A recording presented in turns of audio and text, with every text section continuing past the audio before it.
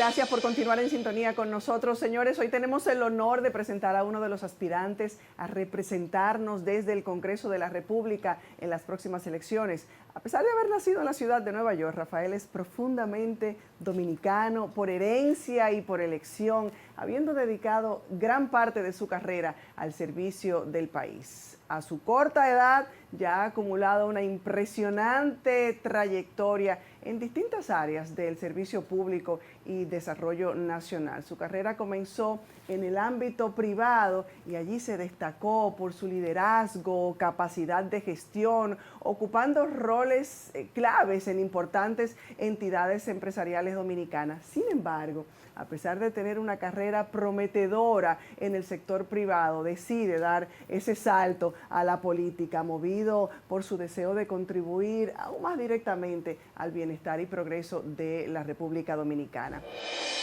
Así es que recibimos a Rafael Paz esta noche. Aquí nadie aplaude, señores. Bienvenido.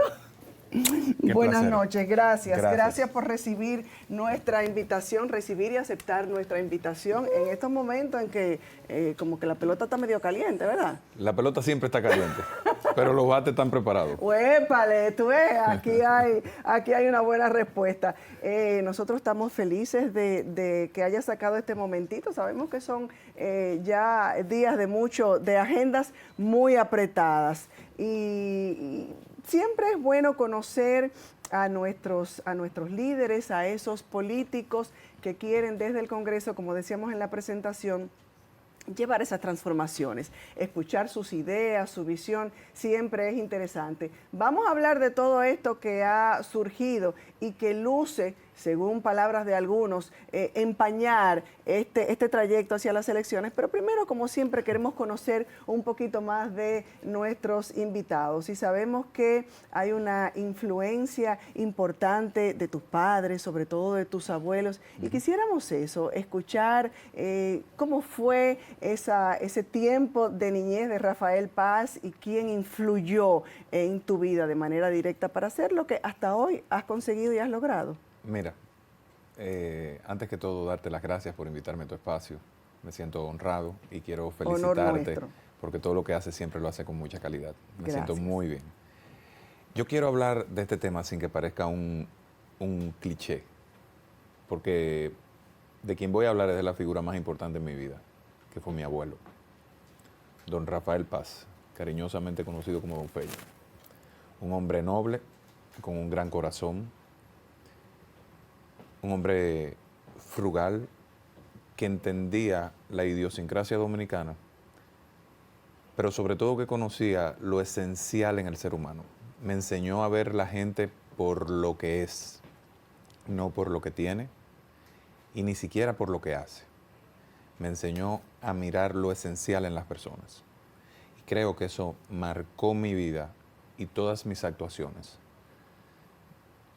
Yo no juzgo ni evalúo a la gente, ni la acerco a mí, ni me acerco a ella en función de banalidades, sino de aquellos aspectos que hacen a las personas únicas. Y creo que eso marca también, de manera determinante, mi manera de ver lo profesional y lo político. Mi abuelo me dio mucho amor, mucha disciplina. Se empeñaba en que yo desarrollara hábitos de lectura. Siempre me recortaba artículos de periódicos o buscaba libros para desarrollar en mí lo que él entendía que era esencial por encima de lo académico formal, ¿verdad? De las clases en la escuela. Él decía, si desarrollas hábitos de lectura, podrás iniciar un camino indetenible hacia la sabiduría. También me decía, mi único sueño, lo único que le pido a Dios es que me dé vida hasta llevarte a ser bachiller.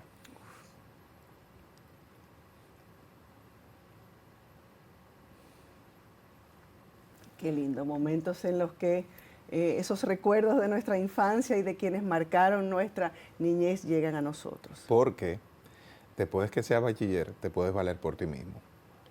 Mi abuelo murió 3 meses antes de mi graduación. Pero ya él sabía que yo estaba del otro lado. Ya ese camino, ya esa meta estaba lograda. Entonces, a partir de ese momento, yo me consideré a mí mismo un hombre. Aunque todavía no era independiente económicamente, ya en mi configuración mental, yo era un hombre independiente. Y a partir de ahí, enfoqué mis energías en convertir eso en realidad. Por eso, nunca me he detenido. Este muchacho ha hecho a uno llorar, Dios mío, a esta hora de la noche, un viernes cerrando la semana. La verdad es que escuchar eso, pues inevitablemente toca las fibras del corazón de cada quien. Así es. También estaba mi abuela, una mujer a la que le pesaban los ruedos de los pantalones. Yo crecí escuchando eso de mi abuela, esa frase, particularmente decirla. Sí, los dos eran empresarios. Mi abuelo era un hombre de industria, de emprendimiento, del transporte. Mi abuela era comerciante. Fundó su casa comercial a los 18 años. Y siempre fue una mujer independiente, de criterio propio, de posiciones firmes, muy exigente, muy exigente. Nunca era suficiente nada. Cuando yo llegaba a mi casa... Te criaron recio. Sí, cuando yo llegaba a mi casa con una nota de 95, la pregunta era, ¿por qué no sacaste 100? Ay, Dios mío. Siempre apuntando hacia arriba, la excelencia. Y hacia la excelencia. Hay muchas frases que yo te he oído mencionar, de que tu abuelo utilizaba muchas frases contigo y que cuando tú tal vez querías hacer alguna actividad antes de hacer las tareas, te decía, primero la obligación antes de la devoción o algo parecido. Sí, primero está la obligación. La obligación está antes que la devoción. Todo el tiempo me lo repetía.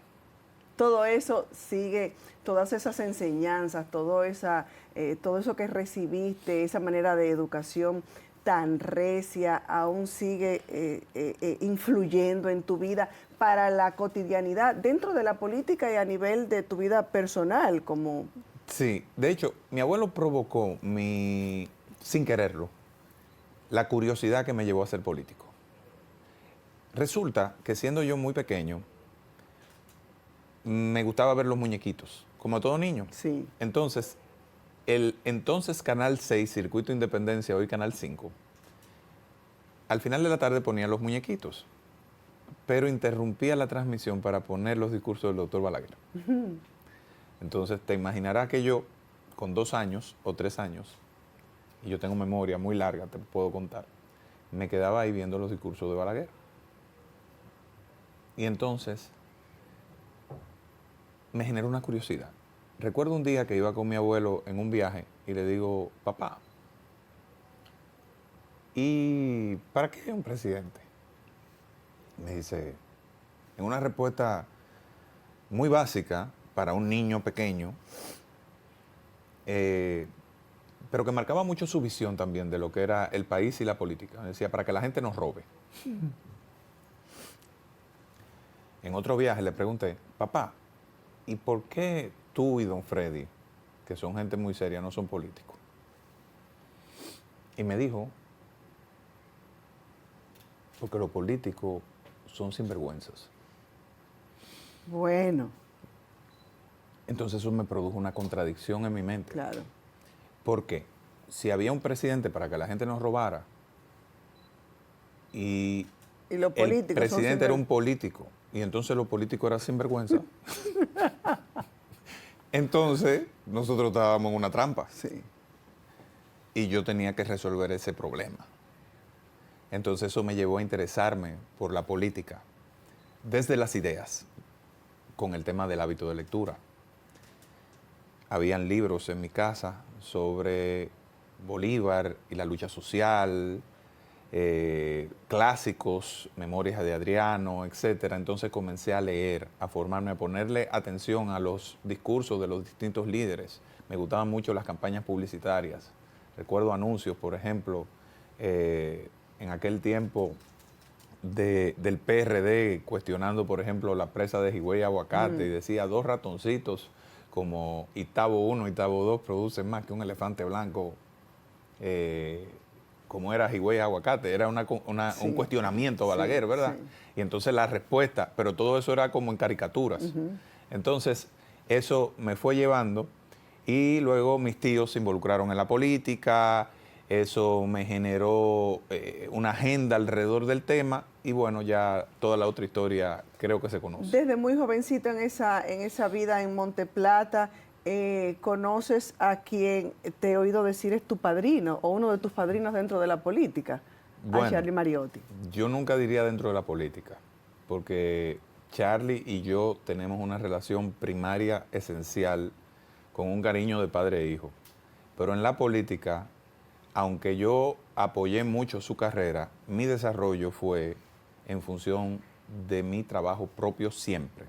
Incluso tuvimos contradicciones. Siempre le digo a la gente, si Charlie hubiera sido mi padrino en la política, yo hubiera sido diputado de Monteplata en el año 2012 o en el 16, o hubiera sido el sucesor en la senaduría de Monteplata.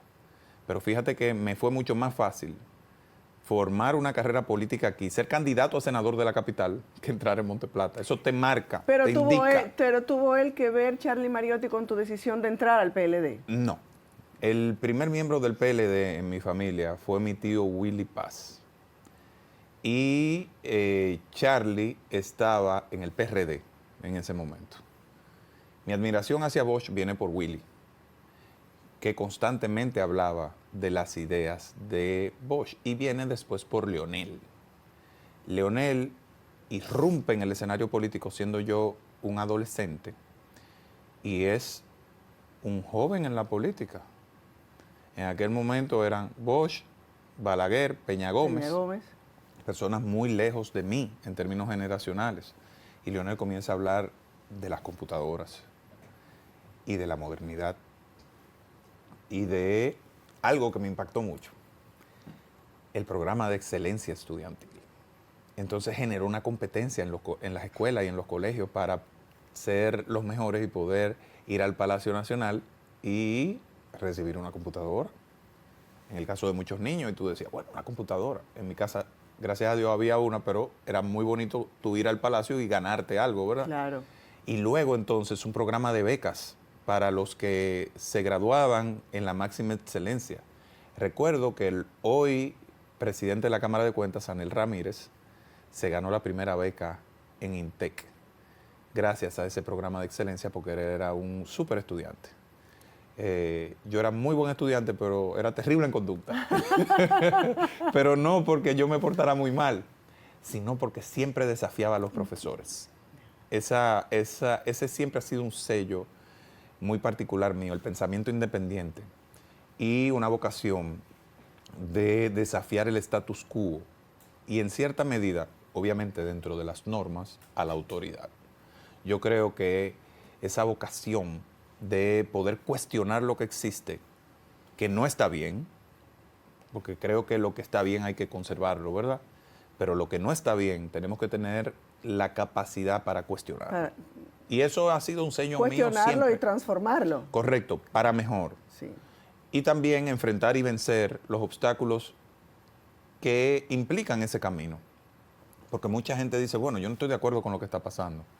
Intentan hacer un cambio, pero entonces reciben el golpe del status quo, entonces se amedrentan. Eso que decía tu abuelo, de que la política o que los políticos son tal, que el presidente de la República está para que nos roben, ¿qué tal el escenario que hoy vemos a nivel político? ¿Sigue siendo, como decía tu abuelo, ha cambiado algo? ¿Cuál es la percepción que tiene la gente? Cada vez más, ojalá que eso fuera cambiando, es de un descreimiento hacia los políticos, de una desconfianza. Y aquí no estoy mencionando a ningún partido político en particular. Lamentablemente es la percepción de la gente, de que a fin de cuentas todos los políticos lo mismo, lo ponen todos en el mismo saco. Mira, a mí los temas me gusta verlo desde una perspectiva más amplia. Esto no es un fenómeno propio de la República Dominicana, es un fenómeno propio de Occidente. Es la democracia la que está en cuestionamiento, porque la democracia tiene a veces, por su naturaleza colectivista, ¿verdad?, dificultades para darles resultados a la gente. También en países con cultura subdesarrollada como nosotros, donde hay aspectos que dañan las instituciones, como el patrimonialismo, es decir, gente que cree que una asociación, que un club, que un partido político son de su propiedad personal o que dominan áreas dentro de esas organizaciones. Normalmente no hablo ni siquiera de los líderes, estoy hablando de personas que están en las sombras. Entonces eso troncha oportunidades, troncha decisiones importantes, sobre todo cuando se pone el interés de grupo o el interés particular sobre el interés de la República. A lo que yo he venido a la política es a combatir eso y precisamente a lograr que la democracia sane para que le dé resultados a la gente, para que podamos atacar de forma efectiva los problemas de la educación, de la salud, de la seguridad, que son los que más afectan la vida diaria de la gente, para que los emprendedores puedan tener un clima de negocios mucho más simple, fácil, seguro, en términos jurídicos. Pero eso se logra no solo con buena voluntad, se logra con mucho trabajo y poniendo a las personas capacitadas en los lugares adecuados.